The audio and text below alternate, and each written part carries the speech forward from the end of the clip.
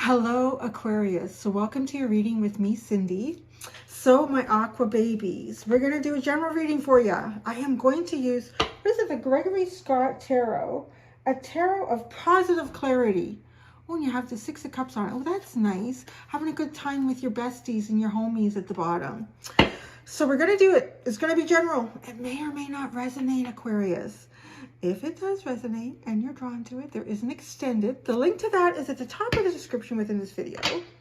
So I'm going to pull one card. And it's going to kind of be like the main theme or topic, or perhaps all the other cards that come out for or leading up to this energy or this message that comes out first. So I'm going to pull out one card first to get started. Aquarius, what kind of interesting messages do we have for Aquarius universe? I think the last time I did a reading for you, it was hard, which was really unusual. So I don't know if your energy has shifted, because usually I read you guys like bold print on a page. But let's see what happens for Aquarius. Aquarius, my aqua babies.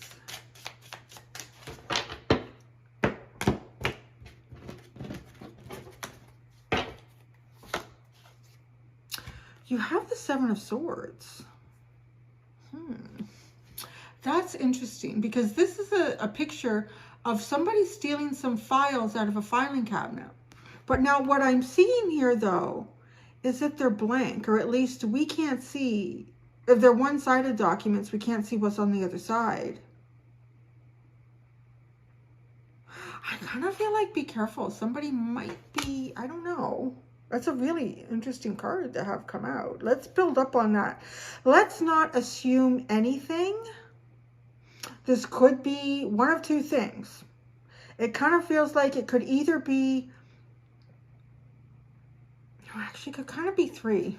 It could be the universe saying to you, something may occur that makes you, that'll trigger you to feel like you need to protect or you need to be sneaky about something.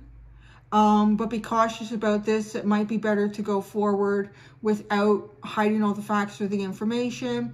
Or it could kind of be the same idea, but different expectation from Spirit or different message from Spirit, that there could be something that's going to occur or is occurring for you that you should probably play your cards real close to your chest and just play it that way.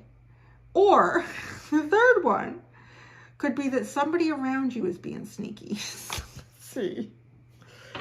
All right, what we have first, we have Temperance. So there is a sense of being patient here. Temperance, the Five of Cups, the High Priestess. I want to know what comes in after that. And the Wheel. Ooh, there's something that's about to change. I want to get everything out here. This is not the kind of energy that I want to sort of guess.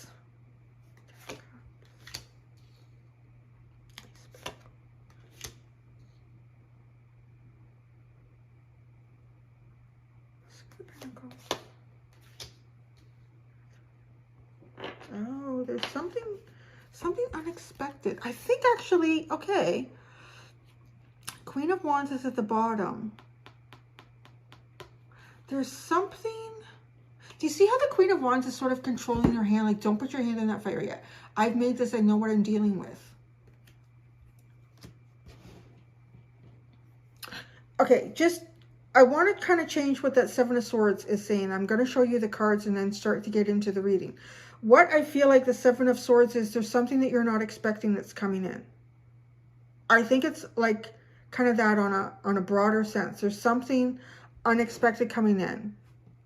You don't see this coming with the Seven of Swords.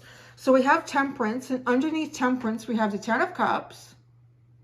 It's kind of like being patient about some sort of community celebration. Some sort of party or happiness. Celebrating something, being patient. It's not quite time to celebrate, I want to say. Then you have the Five of Cups and the Ace of Pentacles. This Ace of Pentacles is real interesting. This is the Ace of Pentacles here on this side, and the Five of Cups is over here. So the Ace of Pentacles, I find it interesting because there's actually like sort of a collaborative effort going on in that card, where the Five of Cups too is some sort of emotional sadness, disappointment, and the person is alone. I have to say, I don't think I've ever seen the Five of Cups where the person isn't alone. But underneath that is like the opportunity for something new. And it is something that I want to say is collaborative too. So it kind of takes out this alone energy and puts it into something that's a little bit brighter, a little bit more hopeful. It's got a better chance of being successful. Like really, all of these cards, except the Five of Cups, are showing something better here. So the High Priestess and the Six of Pentacles. This does feel like kind of an this is part of the unexpected here, but it leads to more unexpected. This is something being unexpectedly asked of you. Someone asking something of you unexpectedly, but it's something that you have to offer that no one else really does. You sort of walk into it. I just say it's unexpected because the look on her face. But it looks like she's walking into an area that would kind of be like a soup kitchen or a food bank of some sort, where people are lining up that need to receive something. And her purse is open as she's approaching this individual.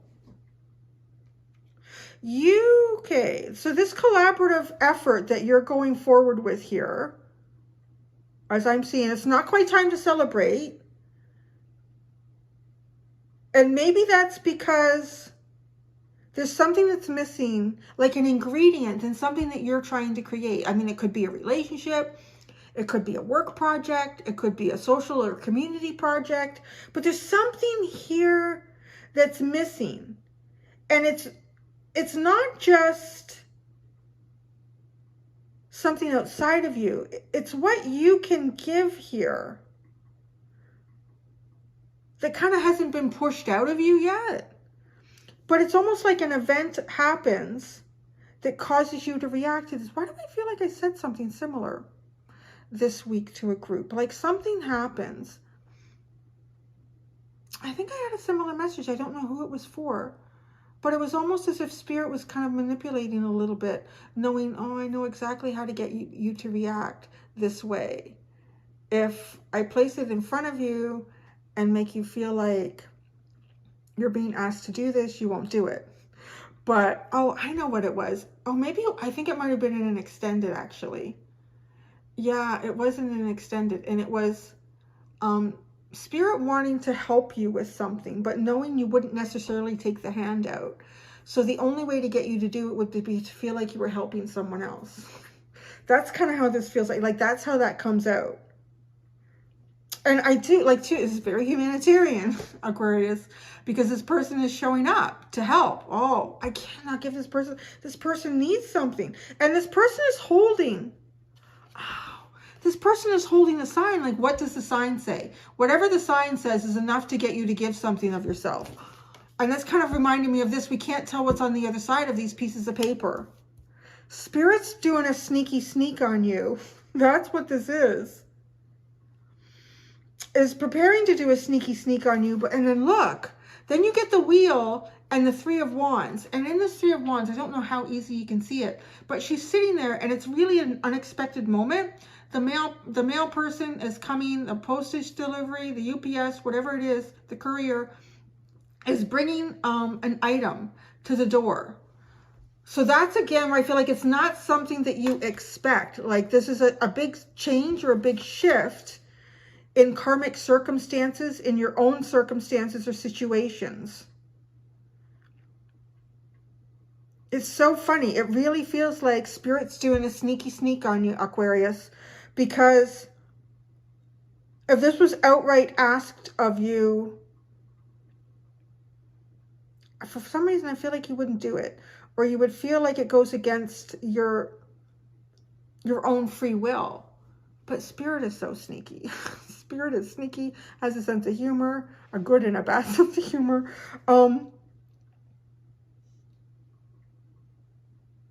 It drives you out. It wants you to come and participate. You want to. And, you know, too, like, look at this. Your hand is much bigger than the gnome's. So it immediately makes you feel like you do have something to give here. And you want to give this of yourself. But I don't know why Spirit feels like they need to sneaky on it.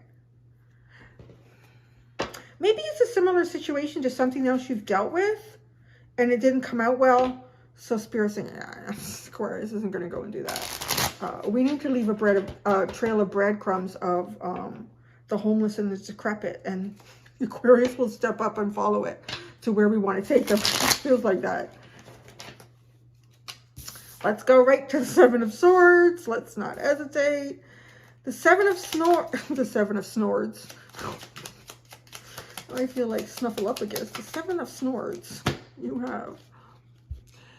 You have the Sun and the Four of Swords. It's sort of like, unbeknownst to you, the universe has put some sort of wish fulfillment to almost like a little temporary rest here. So whatever this sneaky sneak is, it's taking you to something. Well, you know, it's interesting because this is a disappointment. Something didn't work out. Maybe that's the energy that Spirit is kind of aware of here, that plays an important aspect in this ingredient list to get you to a final destination.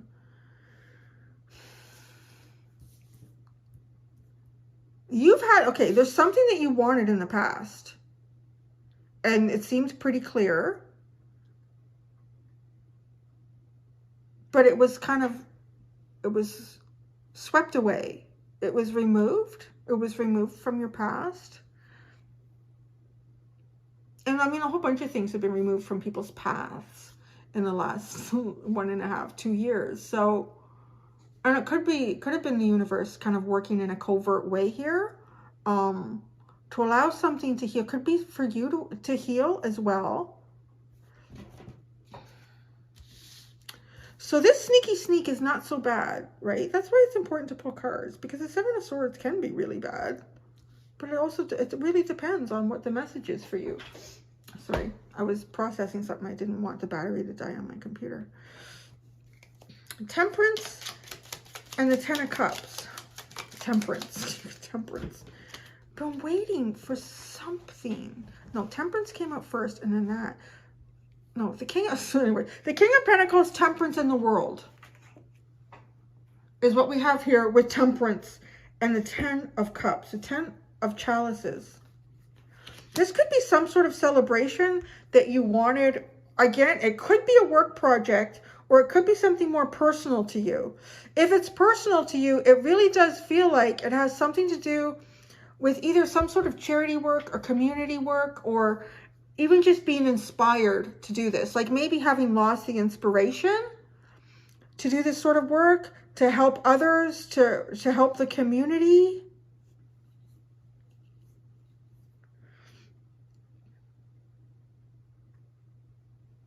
That's what it is. Oh, that's what it is. Okay, it's so Aquarian. Okay, it's because Aquarius can be very community oriented, like the big picture of community and of humanity. But when you get right down to it, Aquarians don't necessarily want to deal with each one of the individuals one-on-one, because, and you can be very protective of your energy, Aquarius, because individuals have their own problems, and it doesn't necessarily, it's almost like, but you're not seeing the bigger picture. We need to look at the bigger picture. You're so focused on this right here, where that's so minuscule compared to this. So Aquarius does seem to be like the broader thinker. And sometimes people will unjustly accuse them of being insensitive or inhumane, because they can be a little bit cold and standoffish in more personal relationships. So I kind of feel like the crutch here for you, the Achilles tendon, is the more personal relationship. It's sort of maybe like losing faith a little bit in humanity or the human experience, but on an individual level, like something individually has affected this. It could have been a partner. It could have been a close friend. It could have been someone that you were working with or you were employed through. And it hit you on a personal level, and it sort of backed you off of this more humanitarian energy. Because I see the universe trying to get you back in there. Like, we got to get Aquarius back in the game.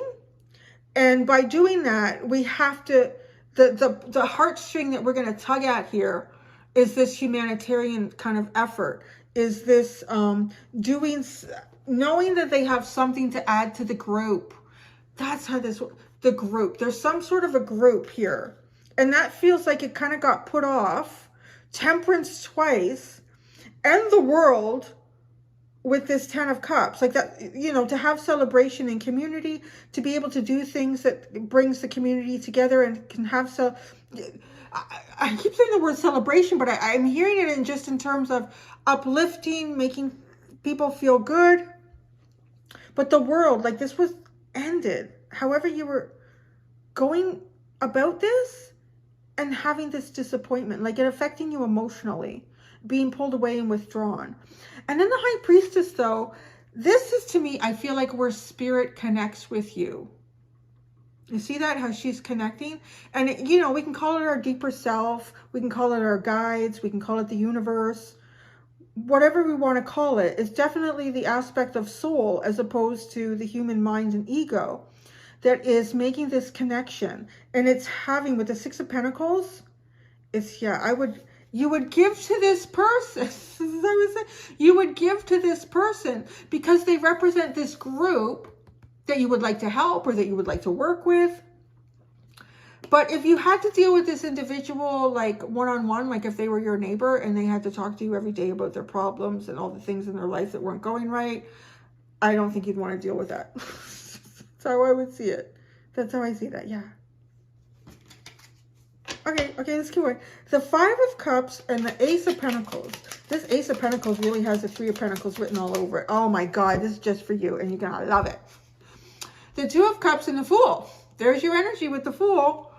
This is a whole new way of doing something. It's going to feel so much better. It's going to feel balanced for you. It's going to feel like a proper give and take where maybe you haven't had the proper give and take or reciprocation and energy and effort before. But here, yes. But Spirit's got to kind of give you a little nudge to go in this direction.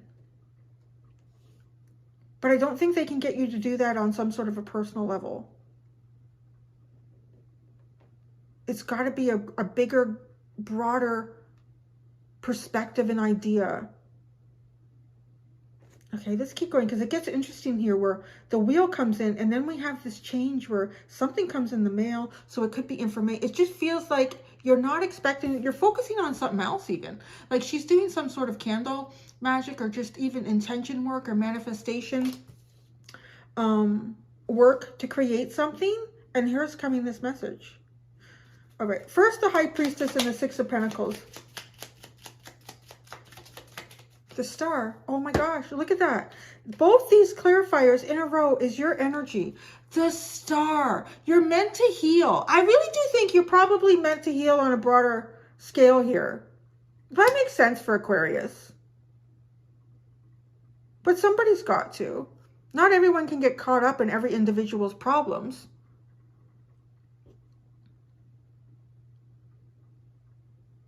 This is, yeah, and it's healing. It's healing work that you're meant to do.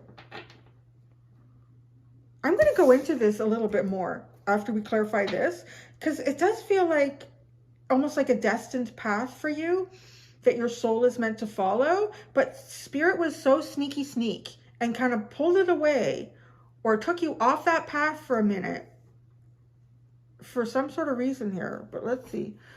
So the Wheel and the Three of Wands, it's definitely something that's going to get you moving. It's the message. I don't know. It's so funny. The Page of Swords, the Knight of Wands, and the Chariot. It honestly is like kind of like watch, listen. You're going to hear it. And it's going to create some sort of movement. It's going to get you going. It's definitely going to be the carrot at the end of the stick that's going to pull Aquarius in. And if anyone's going to know how to do that, Spirit is. But don't touch. Don't touch this fire quite yet. Why? I want to look at that. I'm going to look at that before I ask a little bit more about why you were taken off this path, or why this Queen of Wands like that. Like why the Lovers? There's a choice. You have to make a choice. So the Lovers and the Page of Cups. Because it feels like to me like you're almost like this person here who wants to kind of put their hand in the fire. And there's the universe saying, ha, not just yet, right? Like, no, hide those documents. Don't show that. It could even be a block in your intuition. You know, if you've had a really good capability of tapping into Akashic records and pulling stuff in, it could have been some sort of a block in your intuition too, and making it difficult for you to navigate, thinking, well, I don't know how to navigate. Oh my God, because I had so much trouble reading you the last time I did a reading.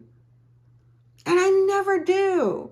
So you're often the one sign where like everyone else can take 20 to 40 minutes to do a reading. I can be done, Aquarius, in 15 minutes or less sometimes. It's just, it was so uncanny. Yeah, like a block. That's kind of coming up around here again. I feel like it was a block. Like this information has been held back from you for some reason, and like wanting to get your hand into the fire, wanting to experience this new exciting manifestation, wanting to kind of grow with it, wanting to create inspiration. But no, your hand being held back because of the Lovers and the Page of Cups. And this feels just divinely guided or divinely driven. Whenever we see the angel, and you have Temperance twice, which is absolutely divine timing here. Something was not the right timing for you to make the right choice, maybe. The timing wasn't right in the past for you to make the right choice. It seems obvious now. Why did Spirit have to be so sneaky sneak? You had to discover the truth on your own. The Queen of Swords. Oh. You had to discover the truth on your own, whatever that's going to be for you, or whatever it has been for you. And you couldn't have much outside interference with this. And there may have been some things that you needed to cut out, but you needed to make it like a conscious decision, wholly on your own to do this. So it could have been cutting out karmic cycles. It could have been cutting out red ties between you and other past soulmate connections. But you had to be the one to do this. That can happen in a reading, and where your own intuition can be kind of blocked because you're not meant to have any external guidance for a period of time while you are working through some sort of karma, because that's the only way you can clear it. You can't really truly clear some sort of, it's like passing it's like doing a test for something, but you don't really pass the test if you cheat, if you have the answers written on your hand, or someone is sliding you the answers, or you're looking at Joey's book beside you. I mean, Spirit is all seeing and all knowing. So you can't get out of that. It's almost like if you tried to do that, well, there's cameras all over the room. You wouldn't get away with it. You wouldn't pass the test. You have to do the test without anything around you to influence how you're going to answer the question. Because it's not so much finding the right answer. It's finding the answer for you. That's what this is. It's having to have found the answer for yourself, Aquarius, and something that you've been working through internally, likely, that has to do with your journey and how you serve those around you, and how this also serves your higher self and your destined path. It's how you answer these questions. That's why the pages are blank. It's almost like it's not written. It wasn't written in the Akashic records yet. That's why you couldn't receive this. Oh my gosh, the bottom is the King of Swords. Yeah, and now you know. I'm just hearing now you know, or you will know. And there'll be no doubt. You won't waver from this at all, because you will know unequivocally what it is that you're supposed to be doing.